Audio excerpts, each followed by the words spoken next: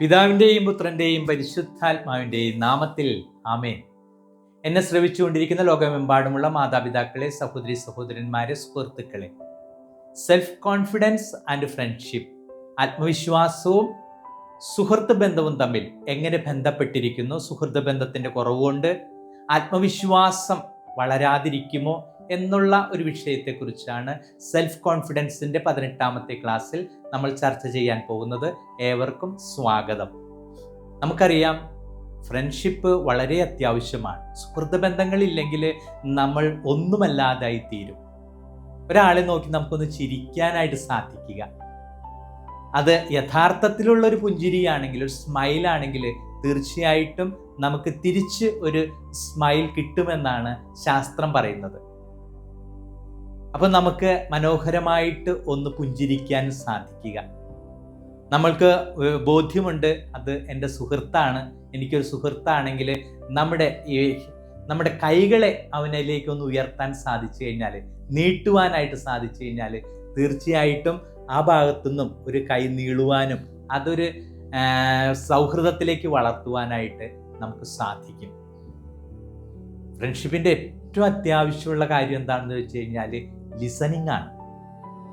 ഒരുപാട് അവരനെ നമ്മൾ ലിസൺ ചെയ്യുന്നവരാകുക. ഇപ്പം നമ്മുടെ സമൂഹത്തിൻ്റെയൊക്കെ ഒരു പ്രത്യേകത എന്താണ്? രണ്ടുപേരും സംസാരിക്കുന്നവരാണ്. ഇന്ന് എല്ലാവരും സംസാരിക്കുന്നവരാണ്. ഞങ്ങളുടെ സഭയിൽ ഇങ്ങനെ പറയും, എന്താണ്, പോപ്പ് സംസാരിക്കുന്നു, കർദിനാൾമാർ സംസാരിക്കുന്നു, ബിഷപ്പുമാർ സംസാരിക്കുന്നു, വൈദികർ സംസാരിക്കുന്നു, ലേ പീപ്പിൾ സംസാരിക്കുന്നു. കേൾക്കാനായിട്ട് ആരുമില്ല. ഇതുപോലെയാണ് നമ്മുടെ സമൂഹത്തിന്. എന്നാലും നമ്മുടെ ഫ്രണ്ട്ഷിപ്പിൽ ഏറ്റവും പ്രധാനപ്പെട്ടതാണ് ലിസണിങ്. മറ്റുള്ളവനെ അല്ലെങ്കിൽ അവരനെ, നമ്മുടെ സുഹൃത്തിനെ നമ്മൾ ശ്രദ്ധിക്കണം. ഒരുപാട് കാര്യങ്ങൾ നമുക്കറിയാം. കമ്മ്യൂണിക്കേഷനിൽ ഏറ്റവും പ്രധാനപ്പെട്ടതാണ് ലിസണിങ്. നമ്മൾ സംസാരിച്ചതുകൊണ്ട് നമുക്ക് എത്ര ശതമാനം കമ്മ്യൂണിക്കേറ്റ് ചെയ്യാൻ സാധിക്കും? 40 മുതൽ 45 വരെയാണ്. എന്നാലും നമ്മളുടെ മുഖഭാവങ്ങൾ കൊണ്ട്, സർവോപരി ലിസണിങ് കൊണ്ട് 60% ആണ് നമുക്ക് കമ്മ്യൂണിക്കേറ്റ് ചെയ്യാൻ സാധിക്കുന്നത്. അപ്പോൾ ലിസണിങ് വളരെ പ്രധാനപ്പെട്ടതാണ്. എപ്പോഴും മറ്റുള്ളവരെ ലിസൺ ചെയ്യണം.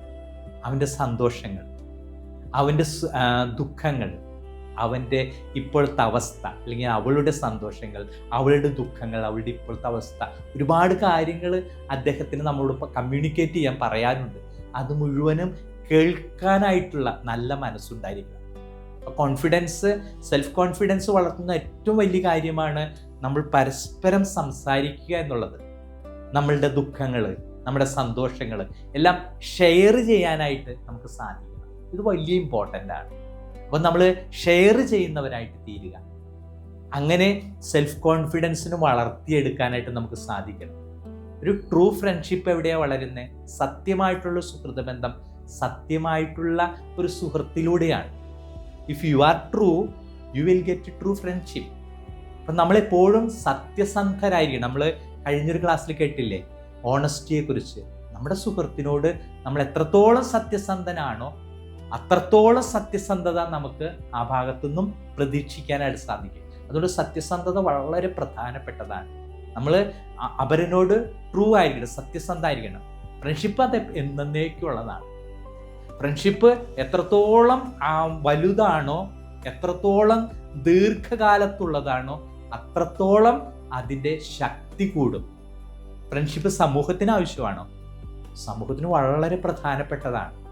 ഇപ്പം കൈകോർത്ത് പിടിച്ചു നിൽക്കുന്ന ഒരു 10 കുട്ടികളുണ്ടെങ്കിൽ അവരുടെ കോൺട്രിബ്യൂഷൻ എന്താണ്?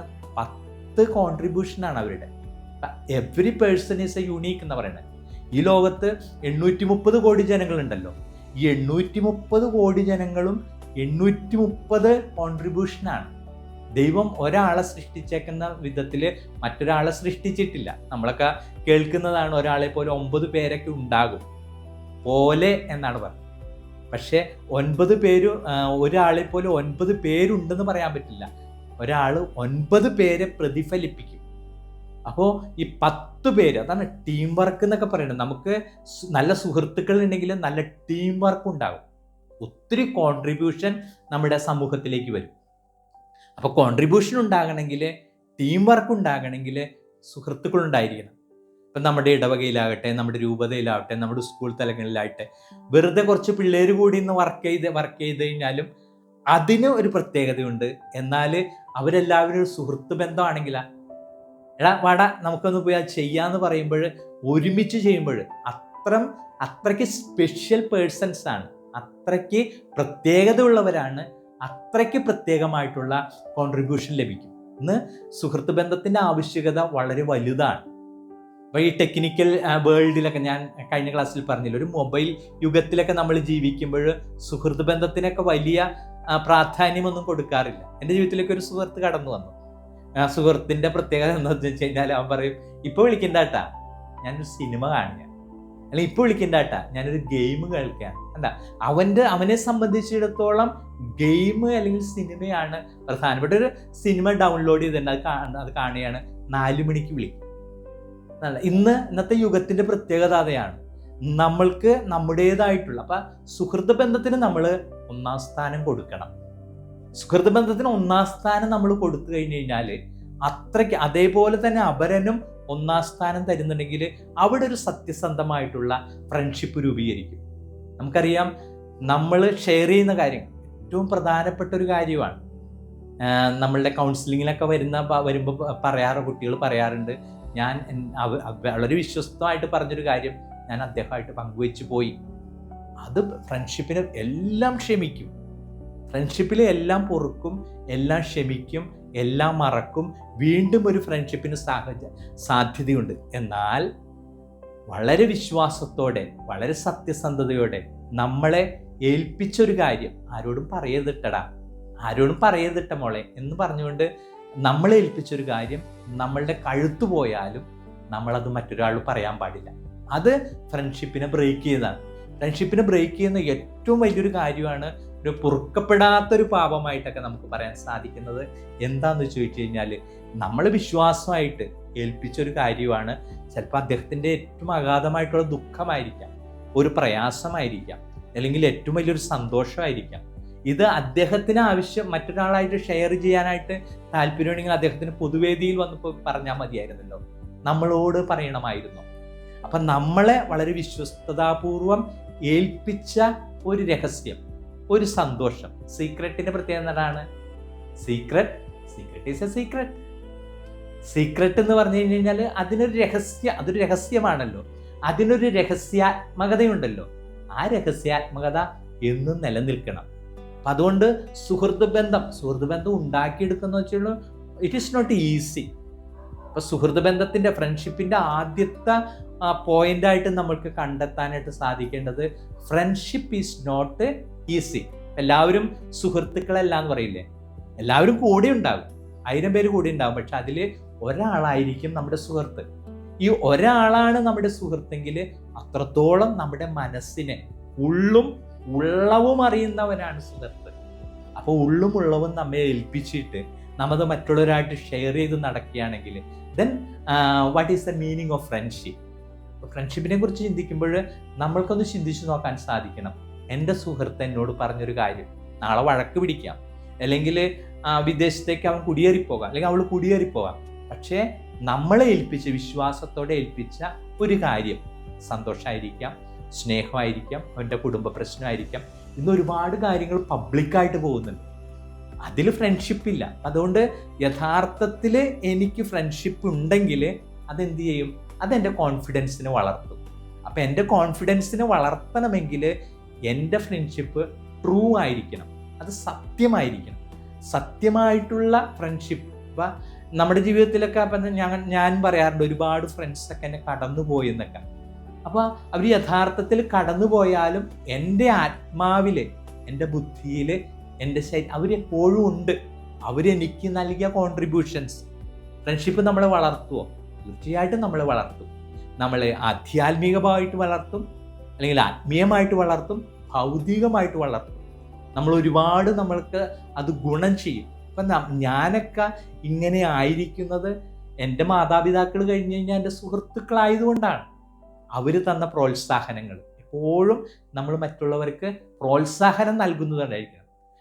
അവർ ചെയ്ത നന്മകളെക്കുറിച്ചൊക്കെ നമ്മളെപ്പോഴും പറയണം. നീ അതൊക്കെ ചെയ്തില്ലേ, അതൊക്കെ ഇന്ന് നമ്മുടെ സമൂഹത്തിനൊക്കെ ഇന്ന് നമ്മുടെ സമൂഹത്തിലേക്ക് നോക്കിയേ. നമ്മുടെ സമൂഹത്തിൽ ഇത്രയധികം വളർച്ചയും ഉയർച്ചയും ഒക്കെ നമ്മുടെ സമൂഹങ്ങൾക്ക് അല്ലെങ്കിൽ നമ്മുടെ സംസ്കാരങ്ങൾക്കൊക്കെ ഉണ്ടെങ്കിൽ നമ്മളുടെ ഓരോരുത്തരുടെയും കോൺട്രിബ്യൂഷനാണ്. ഈ കോൺട്രിബ്യൂഷൻ നമ്മുടെ സമൂഹത്തിലേക്ക് വരുവാനായിട്ട് കാരണമായത് എന്താണ്? സുഹൃത്ത് ബന്ധങ്ങളാണ്.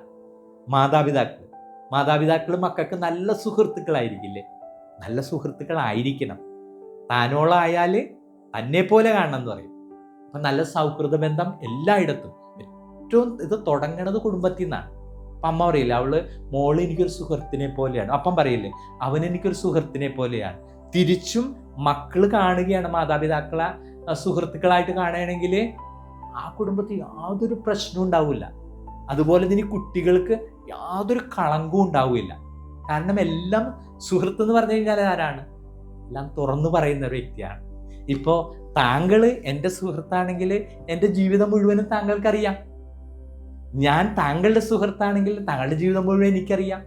ഇതെൻ്റെ മാതാപിതാക്കൾ എൻ്റെ സുഹൃത്തുക്കളാണെങ്കിൽ, അല്ലെങ്കിൽ മാതാപിതാക്കൾക്ക് ഞാൻ സുഹൃത്താണെങ്കിൽ എല്ലാം അവർക്കറിയാം. എനിക്ക് രഹസ്യാത്മകതയായിട്ട് ഒന്നുമില്ലല്ലോ. എന്നാലും രഹസ്യാത്മകതയായിട്ടുള്ള എൻ്റെ മാതാപിതാക്കൾ, എൻ്റെ സുഹൃത്തുക്കൾ മറ്റാരോടും പറയുന്നില്ല. അതുകൊണ്ട് ഇത് മാതാപിതാക്കളും ഞാനും, ഞങ്ങൾ 3 പേരിലേ നിൽക്കുന്നുള്ളൂ. 4മതൊരാളായിട്ട് പറഞ്ഞു കഴിഞ്ഞാൽ അവിടെ ഫ്രണ്ട്ഷിപ്പില്ല. ഫ്രണ്ട്ഷിപ്പ് വളരെ അത്യാവശ്യമാണ്. ഈ ഫ്രണ്ട്ഷിപ്പ് അത്യാവശ്യം, ഇത് വളർന്നെടുക്കേണ്ടതിന് ഏറ്റവും അത്യാവശ്യമാണ് ഷെയർ ചെയ്യുന്ന കാര്യങ്ങൾ അവരാഗ്രഹിക്കുന്നില്ല മറ്റൊരാളോട് പറയാനെങ്കിൽ പറയാതിരിക്കുക. സീക്രട്ടാണെങ്കിൽ, അതാണല്ലോ സീക്രട്ട് എന്നുള്ള വാക്കിൻ്റെ അർത്ഥം തന്നെയല്ലേ. വളരെ സന്തോഷത്തോടെ എൻ്റെ ദുഃഖങ്ങളും എൻ്റെ സന്തോഷങ്ങളും എൻ്റെ ജീവിതത്തിൽ നടന്ന അനുഭവങ്ങളൊക്കെ ഞാൻ നിന്നോട് പറഞ്ഞിട്ടുണ്ടെങ്കിൽ അത് രഹസ്യമായിട്ട് വയ്ക്കാനായിട്ടുള്ള ശക്തി നിനക്കില്ലെങ്കിൽ നീ നേരത്തെ പറഞ്ഞേക്കണേ. കാര്യം നമ്മൾ സുഹൃത്തുക്കളാണ്, പക്ഷെ എനിക്ക് മറ്റൊരാളോട് പറയാതിരിക്കാൻ പറ്റില്ല എന്ന് നമ്മൾ പറയണം. അനുദിന ജീവിതത്തിൽ സൗഹൃദ ബന്ധം ഏറ്റവും അത്യാവശ്യമാണ്. എവിടെയൊക്കെ? കുടുംബത്തിൽ, വിദ്യാലയങ്ങളിൽ, ജോലി സ്ഥലങ്ങളിൽ, നമ്മുടെ സാഹചര്യങ്ങളിൽ, എല്ലായിടത്തും സുഹൃത്ത് ബന്ധങ്ങൾ വളരെ അത്യാവശ്യമാണ്. ഈ സുഹൃത്ത് ബന്ധങ്ങൾ വളർത്തിയെടുക്കാനായിട്ട് ഏറ്റവും പ്രധാനപ്പെട്ട ഘടകം എന്താണ്? നല്ലൊരു ലിസണർ ആവുക. നല്ലൊരു ലിസണറായിട്ട് തീരണം. പിന്നെ എപ്പോഴും അപ്രീഷിയേറ്റ് ചെയ്യുക, പ്രോത്സാഹിപ്പിക്കണം. അവന് നൽകിക്കൊണ്ടിരിക്കുന്ന അല്ലെങ്കിൽ അവൾ നൽകിക്കൊണ്ടിരിക്കുന്ന എല്ലാ കാര്യങ്ങളെയും കുറിച്ച് നമ്മൾക്ക് പ്രോത്സാഹിപ്പിച്ചുകൊണ്ടിരിക്കണം. അതുപോലെ നമ്മൾ പരസ്പരം നമ്മുടെ ദുഃഖങ്ങളും സന്തോഷങ്ങളും നമ്മുടെ ജീവിതാനുഭവങ്ങളൊക്കെ ഷെയർ ചെയ്യണം.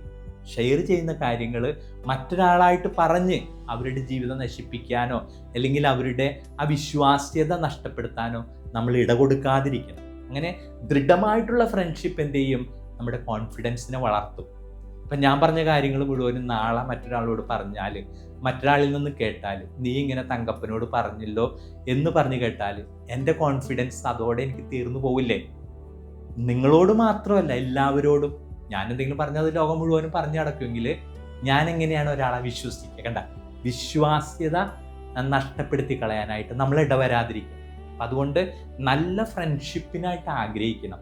നമ്മുടെ സുഖങ്ങളും നമ്മുടെ ദുഃഖങ്ങളും നമ്മുടെ വേദനകളും നമ്മുടെ ജീവിതാനുഭവങ്ങളും പങ്കുവെക്കുവാനായിട്ടുള്ള നല്ല വ്യക്തികളെ കണ്ടെത്താനായിട്ട് സാധിക്കണം.